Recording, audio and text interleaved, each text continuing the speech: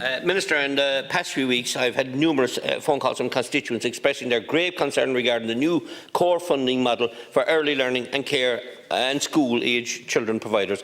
On March 7, 2022, Minister, you announced this new £221 million core funding scheme. This announcement was welcomed by parents and providers alike. Among its benefits will be improved affordability for parents, supporting the employment of graduate staff and improved sustainability and stability for services. However, for many of the smaller ECCE providers, this new core funding scheme will militate against their very survival. It will mean in most cases that smaller preschools will now receive even less funding than they had been receiving up to this, and their businesses will no longer be viable. In Bandon, for example, there are 7 early childhood education providers, and 4 of these are likely to close by September due to this new funding model.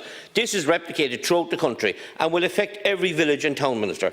While the new core funding scheme will benefit the larger provider, it will strip the ECCE providers of their vital funding, such as the higher capitation which they had been receiving for employing level 7 and 8 graduates. It will also remove the programme support payments for non-contact hours.